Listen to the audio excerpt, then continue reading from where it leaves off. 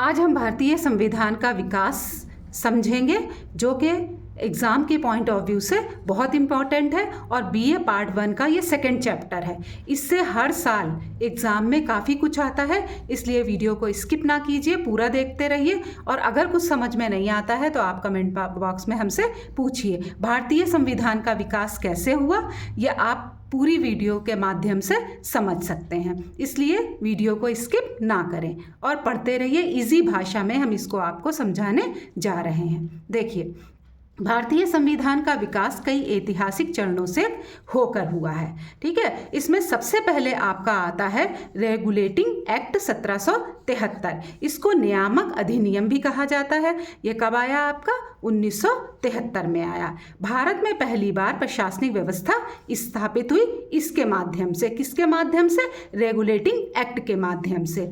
ये ब्रिटिश संसद द्वारा बनाया गया पहला अधिनियम था, जिसका उद्देश्य था ईस्ट इंडिया कंपनी के शासन को नियंत्रित करना। इस अधिनियम के अंतर्गत बंगाल के गवर्नर को बंगाल का गवर्नर जनरल बनाया गया। कलकत्ता में सर्वोच्च न्यायालय की स्थापना की गई। इसके महत्व की अगर हम बात करें तो भारत में केंद्रीय शासन व्यवस्था की नींव इसी अधिनियम से पड़ी। सेकंड आपका आता है पिट्स इंडिया अधिनियम, जो भारतीय संविधान के विकास में एक बहुत बड़ी भूमिका निर्धारित करता है। यह कब आया? 1784 में। इस अधिनियम द्वारा कंपनी के कार्यों पर ब्रिटिश सरकार का नियंत्रण बढ़ाया गया। नियंत्रण बोर्ड की स्थापना की गई। इसमें महत्वपूर्ण क्या रहा, देख लीजिए कि भारत पर वास्तविक सत्ता ब्रिटिश सरकार के हाथों में आ गई। नेक्स्ट यानी थर्ड आपका जो है भारतीय संविधान के विकास में, वो है चार्टर अधिनियम 1813। इसमें क्या हुआ कि ईस्ट इंडिया कंपनी के व्यापारिक अधिकार सीमित कर दिए गए। पहले क्या था कि ईस्ट इंडिया कंपनी के व्यापारिक अधिकार जो है असीमित थे, लेकिन इसमें इसको सीमित किया गया। भारत में शिक्षा और धार्मिक स्वतंत्रता को बढ़ावा देने की बात कही गई। ये इसलिए महत्वपूर्ण था क्योंकि इसमें सामाजिक और शैक्षिक सुधारों की शुरुआत की गई। आपका नेक्स्ट जो है संवैधानिक विकास में आता है चार्टर अधिनियम 1833। इसमें क्या हुआ कि गवर्नर, भारत के बंगाल के गवर्नर जनरल को भारत का गवर्नर जनरल बनाया गया। इसमें जो सबसे इम्पॉर्टेंट बात है वो क्या है कि जो बंगाल का गवर्नर जनरल था उसको भारत का गवर्नर जनरल बनाया गया। अब वो संपूर्ण भारत के लिए कानून व्यवस्था बनाने का काम करेगा, यानी कि संपूर्ण भारत के लिए कानून बनाने की व्यवस्था शुरू हुई।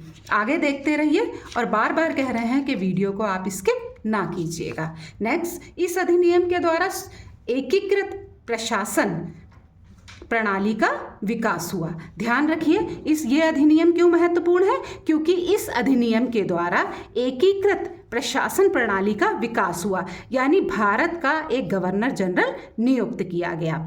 नेक्स्ट आता है आपका संवैधानिक विकास में चार्टर अधिनियम 1853। इस अधिनियम के द्वारा विधायिका जो कानून बनाती है आपकी और कार्यपालिका जो कानून को लागू करती है उसको अलग अलग किया गया। पहले क्या था, वे विधायिका और कार्यपालिका एक ही थी, लेकिन इस चार्टर अधिनियम 1853 के अंतर्गत विधायिका और कार्यपालिका को अलग किया गया। प्रशासनिक सेवाओं में प्रतियोगी परीक्षाओं की शुरुआत हुई। ये लोकतांत्रिक शासन की दिशा में महत्वपूर्ण कदम था। लोकतांत्रिक शासन व्यवस्था में क्या होता है, विधायिका, कार्यपालिका, न्यायपालिका सब अलग अलग अपना काम करते हैं, तो लोकतांत्रिक शासन व्यवस्था की शुरुआत यहाँ से मानी जाती है। फिर आया आपका भारत सरकार अधिनियम 1858। ये बहुत इंपॉर्टेंट है क्योंकि याद रखिएगा 1857 में आपको पता ही है कि पहला संग्राम हुआ था स्वतंत्रता के लिए, और 1858 में क्या हुआ कि ईस्ट इंडिया कंपनी हट गई और सीधे शासन किसके हाथों में चला गया? ब्रिटिश संसद के हाथों में चला गया। तो ईस्ट इंडिया कंपनी का शासन समाप्त कर दिया गया इसके अंतर्गत, और भारत का शासन सीधे ब्रिटिश सम्राट के अधीन आ गया। वायसराय का पद बनाया गया। किसके लिए? भारत के लिए, यानी भारत में एक वायसराय का पद बनाया गया। इसी अधिनियम के अंतर्गत ब्रिटिश राज की स्थापना हुई। नेक्स्ट जो है आपका संवैधानिक विकास में वो आता है भारतीय परिषद अधिनियम 1861। इसमें क्या हुआ कि विधायी परिषदों का पुनर्गठन किया गया, भारतीयों को सीमित रूप से कानून निर्माण में शामिल किया, यानी कि भारत में जो लोग रहते हैं उनको भी किसी न किसी रूप में अब शासन चलाने का थोड़ा सा अधिकार प्रदान किया गया। उसके बाद आपका नेक्स्ट आता है भारतीय परिषद अधिनियम 1892। इसमें सुन लीजिए कि प्रतिनिधित्व का विस्तार हुआ, यानी जो लोग प्रतिनिधित्व कर रहे थे भारत का, उसमें कुछ लोगों को और बढ़ाया गया। बजट पर चर्चा का अधिकार दिया गया। नेक्स्ट आपका आता है भारतीय परिषद अधिनियम 1909। इसमें देख लीजिए आप 1909 में क्या हुआ कि मुसलमानों के लिए अलग निर्वाचन व्यवस्था की गई, भारतीय सदस्यों की संख्या को बढ़ाया गया। नेक्स्ट आपका आता है भारत सरकार अधिनियम 1919। इसमें क्या हुआ, प्रांतों में द्वैध शासन प्रणाली लागू की गई। ठीक है, द्वैध शासन प्रणाली यानी दोहरी शासन व्यवस्था को अपनाया गया। नेक्स्ट देखिए, इसमें आता है आपका संवैधानिक विकास का अगला चरण है भारत सरकार अधिनियम 1935। 1935 का भारतीय सरकार अधिनियम को बहुत सारे लोग कहते हैं कि यही संविधान की मूल जड़ है। तो इसको समझ लीजिए, ये क्या है कि संघीय शासन प्रणाली का प्रावधान किया गया। इसमें पहली बार 1935 में संघीय शासन प्रणाली का प्रावधान भारत में किया गया। वर्तमान भारतीय संविधान के अनेक प्रावधान इसी से लिए गए हैं। ठीक है, अब 1935 का अधिनियम अगर आपको डिटेल में जानना है तो इसके लिए मैं अलग से वीडियो बना दूंगी, लेकिन आपको कमेंट में हमें बताना पड़ेगा। नेक्स्ट और लास्ट जो आता है संवैधानिक विकास में, वो है आपका भारतीय स्वतंत्रता अधिनियम 1947, जबकि भारत स्वतंत्र हो गया था।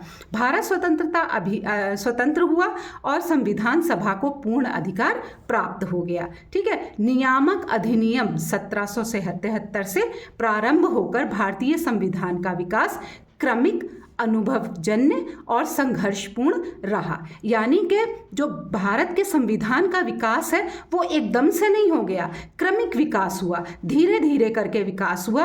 कभी कोई सा अधिनियम आया, कभी कोई सा अधिनियम आया, कभी किसी में कौन सी चीज़ों को बढ़ाया गया, कभी किसी की और चीज़ों को बढ़ाया गया। यही विकास 26 जनवरी 1950 को संविधान के लागू होने के साथ पूर्ण हुआ। ठीक है, तो हमने आपको बहुत शॉर्ट में, बहुत कहना चाहिए बहुत इजी लैंग्वेज में संविधान का क्रमिक विकास बता दिया कि भारत में किस तरह से संविधान की नींव पड़ी और कब जाकर के इसका निर्माण पूरा हुआ, कौन से अधिनियम के द्वारा ये बनाया गया। आप इसे पढ़ते रहिए, एग्जाम के पॉइंट ऑफ व्यू से बहुत इंपॉर्टेंट है। हर साल ये क्वेश्चन आता रहा है कि भारतीय संविधान का क्रमिक विकास कैसे हुआ, इसे संक्षेप में बताइए, इसे विस्तृत रूप से बताइए।